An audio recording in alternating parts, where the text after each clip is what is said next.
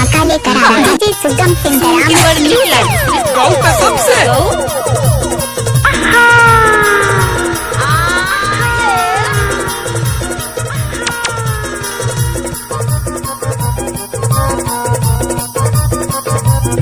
नाच ना वो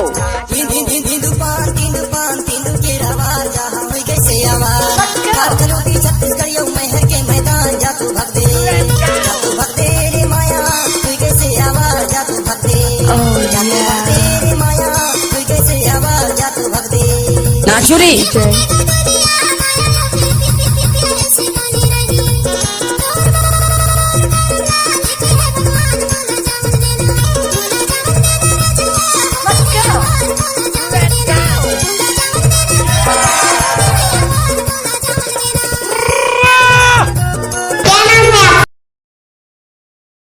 डीजे सुगम सिंह एक्सक्लूसिव। अपुन जैसे टपोरी को क्या मालूम साला प्यार किस चिड़िया का नाम है। कुछ भी बोलते हो है ना।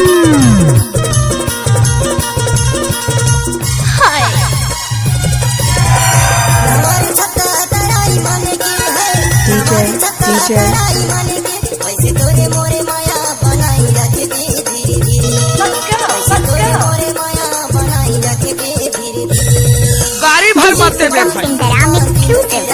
महर के मैदान जा तू भक्ते रे माया है तू कैसे आवाज जा तू भक्ते रे माया तू कैसे आवाज जा तू भक्ते दादा रे डीजे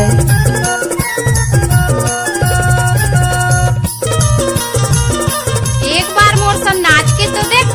नाच ना वो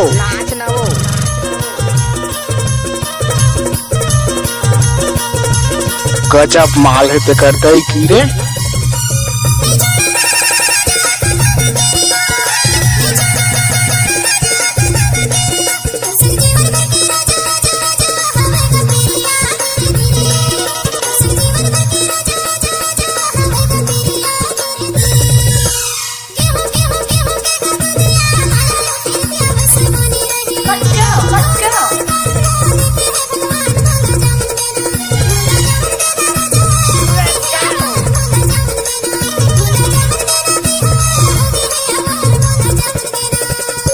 गौ कसम से दोस्तों, अगर आप छत्तीसगढ़ी गाना पसंद करते हैं तो सब्सक्राइब और लाइक करना ना भूलें।